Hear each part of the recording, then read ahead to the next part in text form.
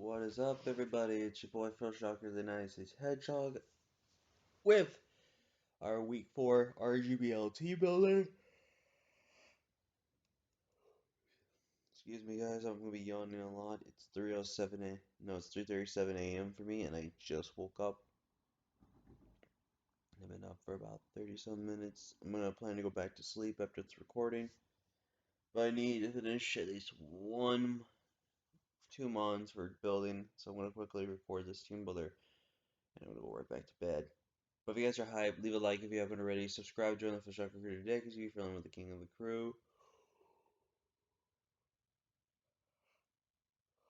I'm gonna try my best to stop not yawn as much, but there's no promises, obviously. But we're going against a guy by the name of Hello and his Squishy Squirtles.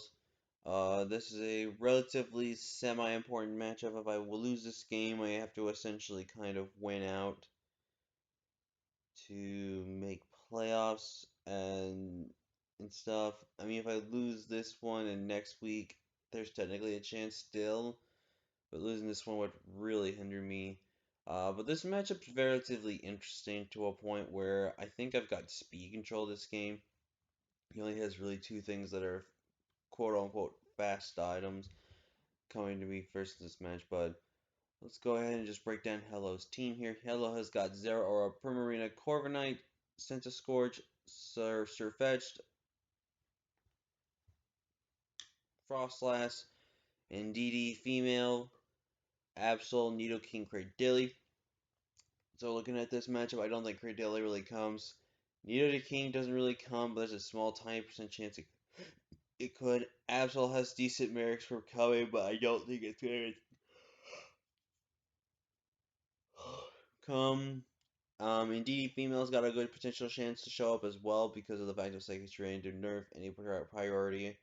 But the problem with that is that if he does that, then first impression priority with Haxorus or potential Aqua Jet priority with Primarina is not going to be as viable as he would want it to be. So there's that as going on. Also, real quick, as you can see, I actually did make a transaction. I dropped Regieleki for Necrozma. Cannot believe Necrozma stayed on the board when Necrozma is just one of those powerhouse Pokemon in this game. So, yeah, I made that play. As for what I expect my opponent to bring, I think Zero Aura is a no-brainer mon. I think Special or Mixed Zero Aura is going to make a lot of sense. I think potentially Specs Primarina or just a really bulky offensive Primarina set. I think Corviknight comes as a main physical defensive wall. I think Scourge potentially comes, but I think it's going to really be heavy-duty boots as a safety precaution to going against my team. I think potentially Choice Banded or maybe Assault Vest or something. Surfetch, I definitely could see Choice Band. Choice Band could put in a lot of work versus me if I'm not careful. And then Frostlass. Now, the reason why I say Frostlass comes is just because I feel like if he's going to expect me to bring my Hail, he's going to bring Frostlass with Aurora Veil because of the fact that he can take advantage of putting Aurora Veil up on his side of the field. Excuse me. And with him doing the whole idea with Aurora Veil on his side of shenanigans. So, also ignore if you hear it. Dumb cat. He's just trying to mess around while I'm sleeping, but let's go ahead and break down the team we're bringing this week here, guys. First off, we got my boy Rotomo here. Pretty much bringing about mix of a bulky offensive spread. Well, we're max HP, max special attack with modest nature. Forward speed, just a random speed EV. Overheat, Will-O-Wisp, Nasty Plot, Thunderbolt. Basically, this is offensive as all hell and back. And basically can claim alive if I set up with a Nasty Plot. More times than not, the switch into this thing is primarily going to probably be a Flash Fire, Scourge, or it's going to be Primarina to come in on this thing. So more times than not, I could potentially set up a Nasty Plot. Now, there is a chance that Zero Aura could just freely stay in on me and just bulk up or sub right now. So definitely something I have to kind of be on the lookout for and be careful about as well. But other than that, Rotom Heat can kind of just go in after I get a nasty plot going on. I just have to watch exactly what's going around and try to keep my team as healthy as possible. Up next, we have Dash, our Galarian Zapdos, who should be pretty much on kill leader status, but has been getting hacks all heck and back for the first few weeks, which is a little upsetting. But I know I've been using this thing great, and I feel like I'm still going to be using this thing great coming to this week. We are going to be running the Choice Scarf set. We are going to be running, I'm trying to just, sorry, I was trying to just get my mindset back together here. But we're running Choice Scarf with U-Turn, Blaze Kick, Brave Bird, Close Combat. Blaze Kick is there just as a way to kind of hit stuff that I don't want to worry about hitting. Like, Blaze Kick hits super effectively the Corviknight, it hits the Frost Slash for super effective damage. Brave Bird spam is pretty much my main button of choice. Excuse me. Close Combat's really good as well because he's got a very limited switch-ins. U-Turn's really great for pivoting, so I can know exactly what switch-ins he has for this Pokemon. We're in 56 in HP, max attack, adamant nature, 12 in Spadef, 188 speed. The speed lets me guarantee be faster than Zero Aura. For some reason, it's max speed. So basically, I am guaranteed faster than Zero Aura. I could have ran Jolly with a lot of attack and then a lot of somewhat investment with defense and everything like that. But I felt like this is a Zapdos. This thing just clicks buttons. It's just going to click buttons. So very much important information on that set right there. Up next, we're bringing my boy Prisma, another Crosma here. Especially a setup a Crosma, because setup a Crosma basically can kind of just win.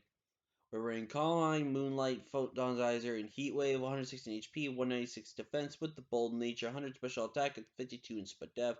Not running any speed investment because we're going to basically be faster than all of his mons that don't have speed investment regardless. It could potentially be speed investment on maybe things like the Primarina and Surfetch, and possibly Center Scorch. But other than that, there's not much investment, and there's not real reasons not to. Moonlight for general recovery purposes. Calm Mind is just really good in this matchup. Photon Geysers is limited, but I can pretty much be good to go if I start Calm Minding there. Heat Wave is there strictly for Corviknight, and that's about it. Everything else pretty much gets dropped by Photon Geyser, which puts it so much work against my opponent's team. I'm just bringing Devin the Swampert here, since he's not always not bringing his grass type. But the reason why I'm still going to run the Rindo Berry is because there's grass type coverage throughout the majority of his team.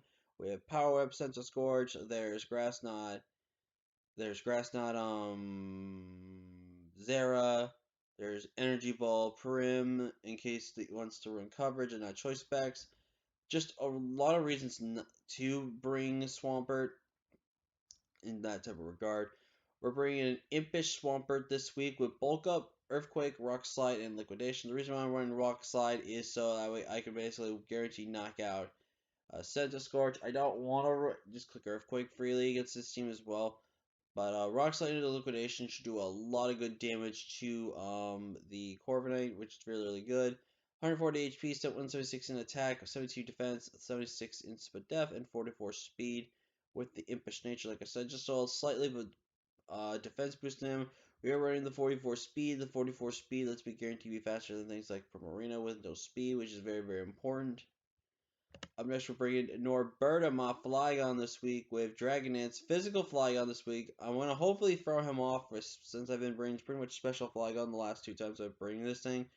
Dragon Dance, Fire Punch, Earthquake, Outrage. If he's not max defense or max HP, after a Dragon Dance, a Fire Punch guarantee 2 KOs Corviknight. Earthquake pretty much knocks out a lot of the things on his team, and then Outrage pretty much just body bags some souls.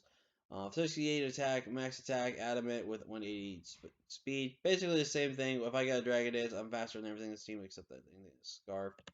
And last but not least, he just keeps coming back every single week. It's my boy Ectoplasma here, the Spiritomb with Foul Play, Toxic Will-O-Wisp, Poltergeist, max HP, 116 defense, 140 Spadef, so I could be a little more Spadef heavy versus Fizdef heavy. I think like being a little more Spadef heavy, this match is going to be very much important.